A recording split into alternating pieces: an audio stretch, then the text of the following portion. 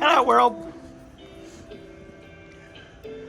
Patricia O'Connor and a little Frida Reba Darcy here. I got my sun hat on. Going out on the balcony today. It's a beautiful, beautiful, quite warm day. It is 5th or 6th of November, Patricia, November, and it's pretty warm for November. It's we're probably hanging out in the high 60s, early 70s. We had our rain event went as predicted. We're still sort of in it, except it skirted to the north of us. So what's trailing in off the ocean, they're getting. And it will probably come in the form of snow for them, which means we'll probably still get it later in the spring. Good. Everybody's still getting the moisture that they need. I'm Patricia O'Connor. This is the Bonsai balcony. I'm just kind of looking at oaks and kind of looking at overall. This is our sky. That's our temperature. I believe that. So it's not that warm on the ground, but it is that warm up here. But it's dry. It doesn't feel uncomfortable. Everybody's still so green. And today is a big day because the male gods were merciful, and I got my fertilizer in. I feed trees. When it comes to bonsai, you should feed trees. Some people might go, well, wait a minute, don't they get food from photosynthesis? Yes, they do. They do get food from photosynthesis. Also, they take micronutrients from the soil to help them do all of the things they do to facilitate photosynthesis, to facilitate growing and the building of leaves and the storing of sugars and starches and the building of root mass, which, all of those things work together. And we need to feed our trees, but we need to know something. When I first got into bonsai, I was hesitant to feed the trees because I knew things, but I didn't know how they pertain to bonsai. I knew how to maximize yield, and I know that bonsai isn't necessarily about maximizing yield. It can be more about managing yield. If this thing grows up 6 feet tall, it's not so much bonsai anymore. I can cut it back from the top, but if I get a huge amount of growth from here to here, and then all of this is just elongated, it can be hard to fix that. So that would be an example of where some sort of nightmare scenario resulted in the massive oak tree that grew overnight because of overfeeding. Yeah, I used to worry about stuff like that. Whenever you look at fertilizers, you usually see, the main ingredients, and the reason that we fertilize is for 3 basic ingredients. Hi, B. Hi there, B. Nitrogen, phosphorus, and potassium. And they have them by their initials on the front of a package sometimes, and you'll see that listed as NPK. And then underneath that, it'll give a number, a single-digit number, or a percentage of a digit, perhaps, or a 2-digit number.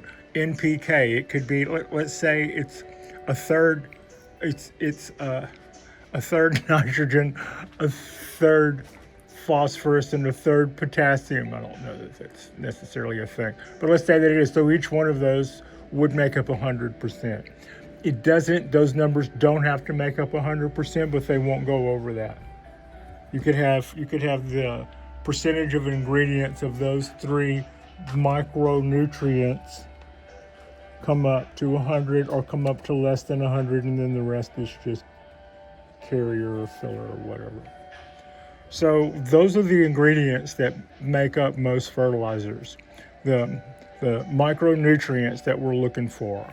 They're going to be nitrogen, phosphorus, and potassium. So sometimes instead of listing them that way, you'll just see numbers on the front of the bag and so when it came to bonsai trees, I was concerned. I was concerned about overfeeding. When I recognized that, I thought that this trident maple, the distance from here to here was long and seemingly getting longer. I thought, that's just kind of out of step. It's losing its proportion. I don't know how to stop that because all the branches are right here. I would like to just remove 4 inches and I wondered if not feeding might have had something to do with that, but proportions are something that you work on in other ways, but you also don't shoot yourself in the foot through fertilizer. So that's what I needed to pretty much know there.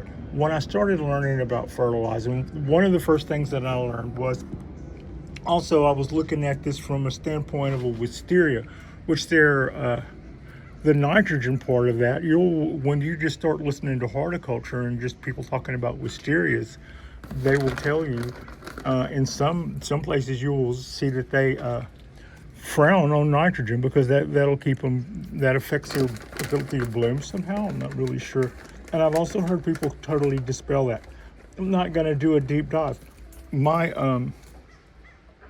wisterias bloom just fine. And what you see me doing is putting down fertilizer. That's what I meant when I said the male gods were good to us. This is BioGold. It's what I use. I've been using it ever since it was recommended to me.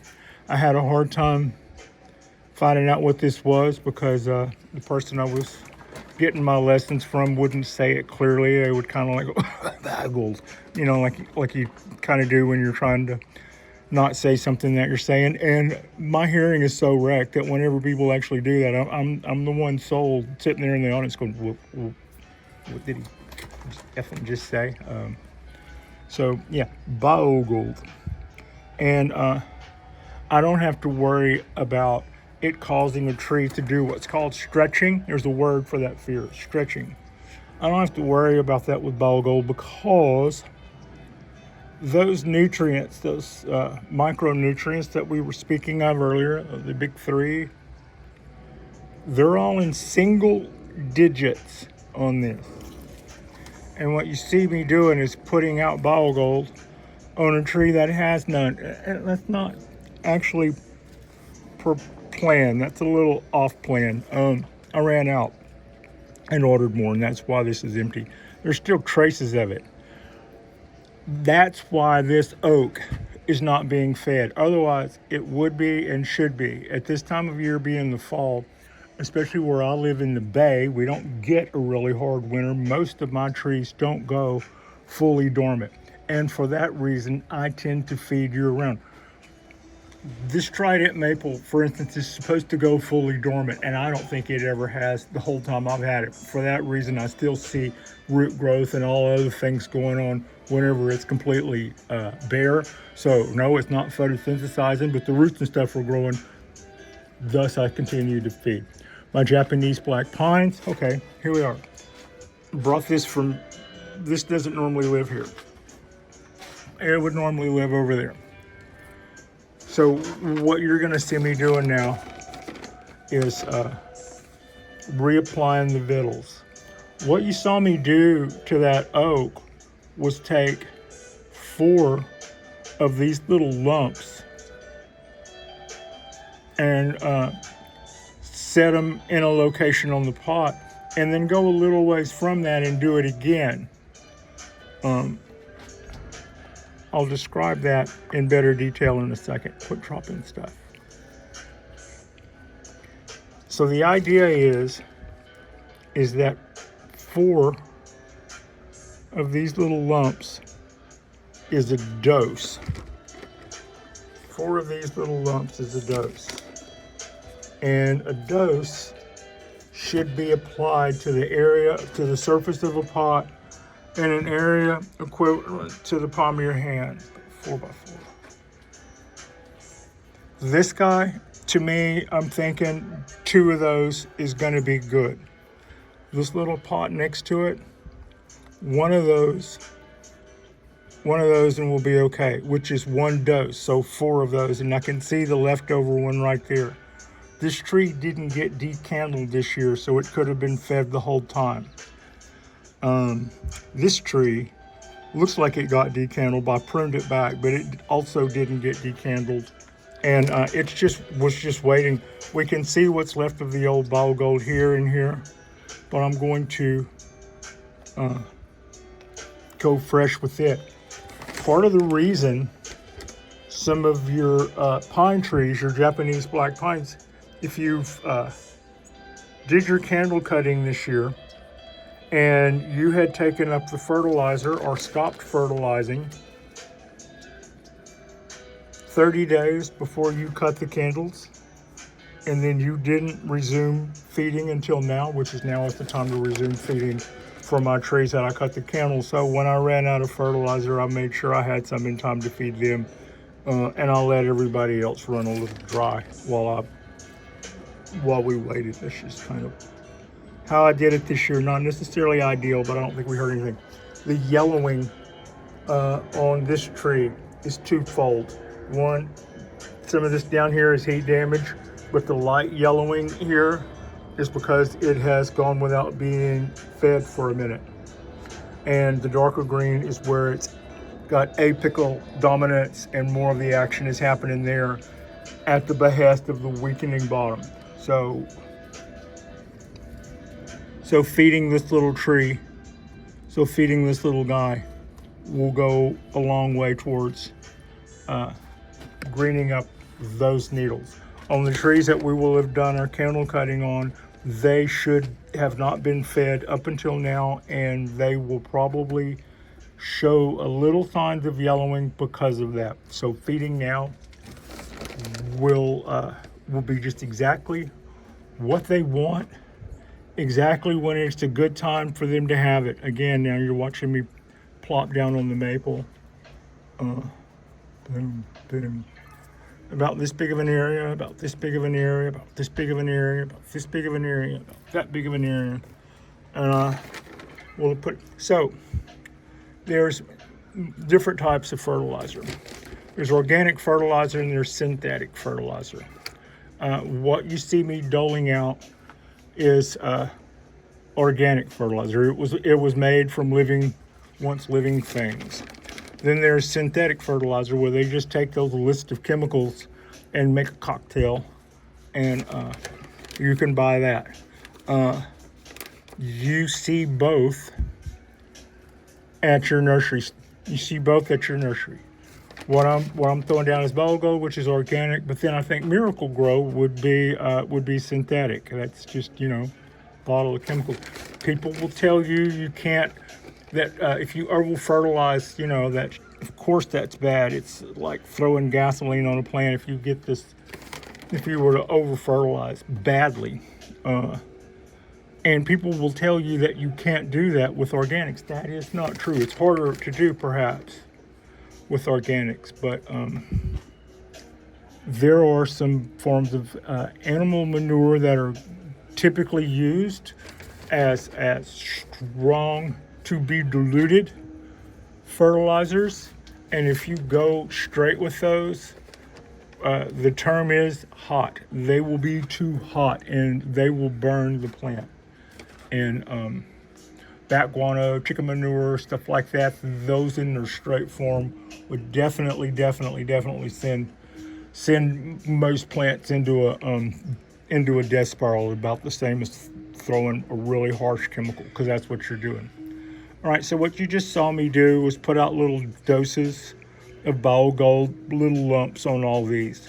That's going to leave a stain on the top of the soil there.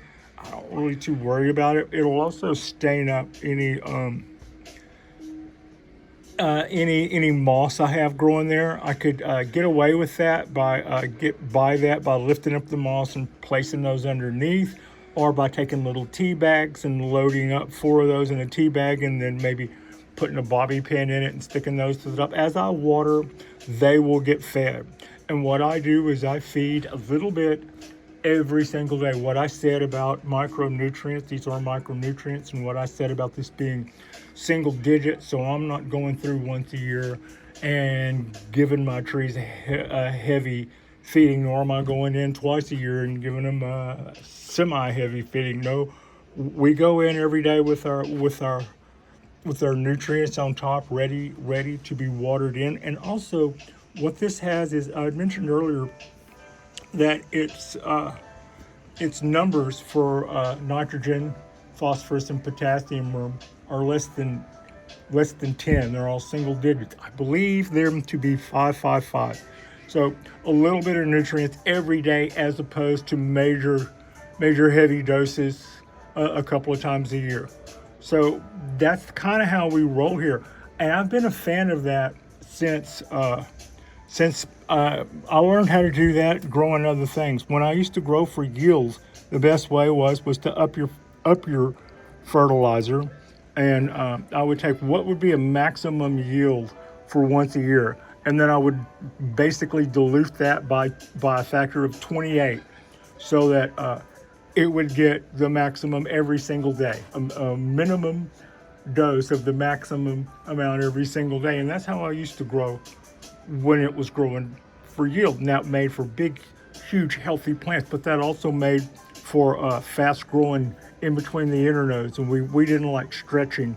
That's a waste of space. In bonsai especially, you don't want that space necessarily. So that's why I was personally a little hesitant about going in all guns blazing, feeding everything. There's another misconception that by keeping our trees small, what we want to do is like keep them 1 foot in. You don't want to feed them; they'll grow. Well, yeah, we want them to grow and be healthy. We want to be able to maintain that growth in a way that evolves the bonsai as we evolve as bonsai keepers. So both work hand in hand, and you should be able to maintain your bonsai and have a healthy tree that loves hanging out and being a member of your garden and stuff. Now, what you just saw was me put down all those micronutrients. In addition to that, this stuff also has things that will facilitate a mycorrhizal relationship, which is to say that the roots will have a relationship with a fungus that acts as its stomach. Most plants, like almost all plants, don't really break down fertilizer that we give them. Almost nothing. Broccoli is a weird example of something that can take fertilizer right out of the bottle.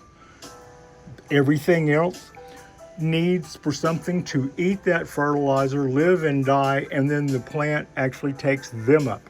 And that is mycorrhiza. And you can see mycorrhiza will start its relationship with the tree, that if you go into the woods, you can walk up to a pine tree, go to that bed of straw underneath it, shovel some and turn it over, and you will see on white powder, that is the mycorrhizal relationship between fungus and pine tree that keeps that tree healthy and thriving. And the ingredients to start a mycorrhizal relationship are in some fertilizers, like the stuff I use, BioGold.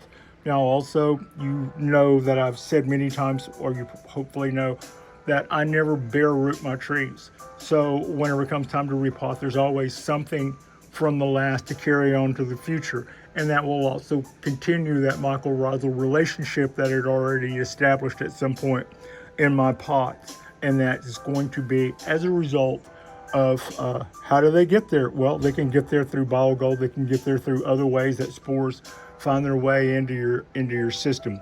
But since we have our bonsai trees and bonsai pots, and since they are going to be restricted, their roots are going to be restricted, and they're not going to be able to fan out the hell's half acre to find whatever. It's up to us to make sure that they have their core key ingredients to an amount. So when we're developing trees, we will feed them, and when we have a developed or refined tree, we will just feed them, not go heavy on that. We'll just feed them enough to make everybody happy, but we're not going to sit there and push that envelope the way we are when we're in development. Think about it like a gas pedal and a brake. The fertilizer is the gas pedal. We want to develop these trees and get them to fatten up and develop and look really cool. It's, before we're all too old to enjoy them. Okay, that's objective. So we're going to push down the gas pedal by putting doses on this tree, the equivalent that would facilitate that type of growth. Then later, when the tree has responded in a way that it's big enough and it's fat enough, and we don't want it to overgrow its pot, we don't want it to grow tall, we're trying to make the tree smaller and stuff. Then we're going to lift off the accelerator, which is to say, lift off the feeding and put on the brakes. Putting on the brakes would be taking off all the fertilizer. Instead, maybe when it's a developed tree and we want to keep everything happy and cool, we just feed it a little bit all the time, not like what we're doing now. So that's a little bit of how we do it, why we do it, how we do it. We don't have to worry about overfeeding if we use something that keeps those numbers low, but we do have to worry about not doing this. For instance, I had lifted up all the fertilizer on all of our pines that were having their candles done, but also I was noticing that I was running out, and there were quite a few trees here that weren't having their candles done. So I put my nutrients there on the back burner for a minute while we focused on other stuff. But now it's time to go back through and feed everybody. Those that are multi-flush pines that were having their candles done can get feed again. Those, like this ponderosa we're looking at now, single flush, and you can still see the remnants of the old ball gold there. It was just about time to replace those, and so we came sliding in just in time for that guy. This guy had already lost most of its ball gold. This guy still has some. This guy needs some. So that's kind of what you see me doing. It's everybody gets fed. It is important to feed your bonsai. It is important to keep them happy and healthy. And okay, this is our dawn redwood, not a leaf on it, and yet it's not. Because of the amount of daylight hours, it's decided to pull up shop when it comes to leaves, which means there's no leaves. There's not a lot of photosynthesis going on if there's not a lot of leaves. Notice I didn't say nothing. But moreover, it's not cold enough for this tree to go dormant here, probably ever. Yeah, this guy has probably not gone dormant the whole time it lived here. So as long as the roots are active and doing everything they're supposed to do, we're just going to hang out with this guy and let it. Meanwhile, no sign of slowing down. It's my cork bark. It was going, yeah, we ate most of our stuff when you're coming back with it. So yeah, it was ready. I'm just going to start lacing it. And this is how we do it. And I'm going to go through and put those out like you saw, every 4 by 4 inches in that Japanese black pine. And all of those little Japanese black pines you see and all those little ponderosas that I haven't gotten yet, they will all get fed. And from now on, they will continue to get their micro doses of nutrients every single time I water in. And like I said, if I were concerned about these leaving bad spots in my moss, I would probably just teabag them. I'm not showing any trees currently, so I don't really. I've had really thick moss here, and I've just punched them down in that leaves black spots in that where the stuff breaks down. But the moss actually loves it, and the trees look fabulous. That's how you keep your trees happy and healthy, is by feeding them. They say never feed sick trees.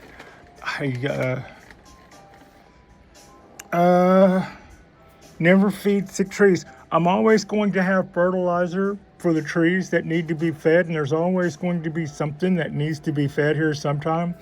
So is it detrimental to a tree's health if I feed it and it doesn't need to be fed? I don't think so. I think they're just talking about don't waste your fertilizer on sick trees. But here's what, I just already alluded that if you haven't been feeding your pines since last spring, they're going to look yellow. That's from lack of nutrients.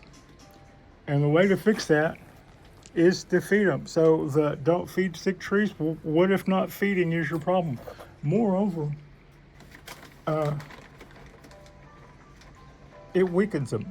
Not being fed weakens them. So if you're weakening your trees, maybe the whatever trouble you think that you're having that would cause you to not feed, maybe that was caused by not feeding in the first place. So yeah, I don't know. I've never really heard anybody leap ahead on the Q&A. From what I can tell, it sounds like people are concerned about wasting their fertilizer on trees that aren't going to make the most of the nutrients. And a lot of times, those lack of nutrients may have been one of our early going factors that led to whatever it is we're dealing with. So, I don't know. Take it on a case by case. Yeah. If you're dealing with a tree that won't take up water and there's other issues going on with it, and that's probably true enough that fertilizer's not going to fix that. Okay, what you see me doing now is these little cups. I'm just going to go through, give these little guys 1 or 2. And then these colander gals will get 1 or 2 up here, and then 1 or 2 or 3 or 4 down there in the colanders, so that there's stuff to be had everywhere. All right. Let's see, mycorrhiza. Now, if you live in a place where you have a proper seasons and proper winter, and your trees got cold and dormant and stuff, and they're just done for the year, then no, you don't have to go raking leaves away from trees that are in cold storage. The stuff bottle gold down on the bottle gold that's frozen down in their soil is probably just fine. But here in the Bay Area, where I don't see a proper dusting of snow ever, 32 degrees hardly ever, that we kind of swing more year round. And I'm just going to go through and give every one of those guys one. And I think everybody through here, oh no, that ponderosa needs to be fed in the backside of that. All right, like and subscribe if you guys haven't already. That's some tips. That's some tips on feeding. As you and your interests evolve in bonsai, and you find yourself maybe falling in love with a different species, you know, like maybe the way I did ponderosas, I could quite easily take the basis that I've just kind of used there as my rule of thumb, and I could definitely go back and evolve that more and say,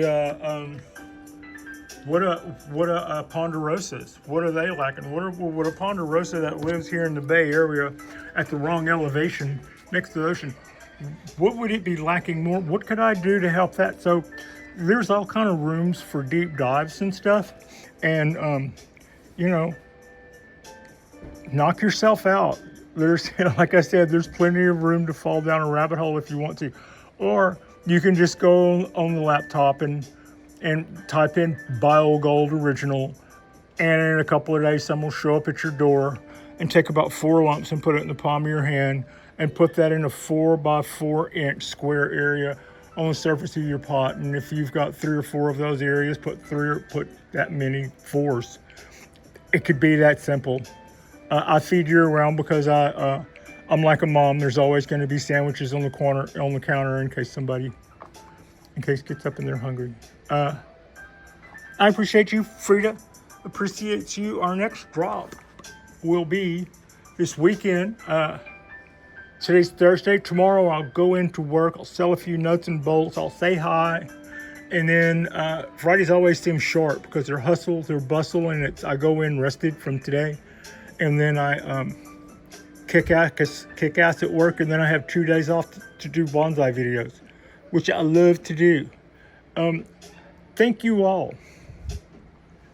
Thank you all so much for watching. Ooh, I'm just gonna sit down here. Let's look at all those guys. There's a little 30-minute chat about fertilizer. Don't sweat it, it's easy.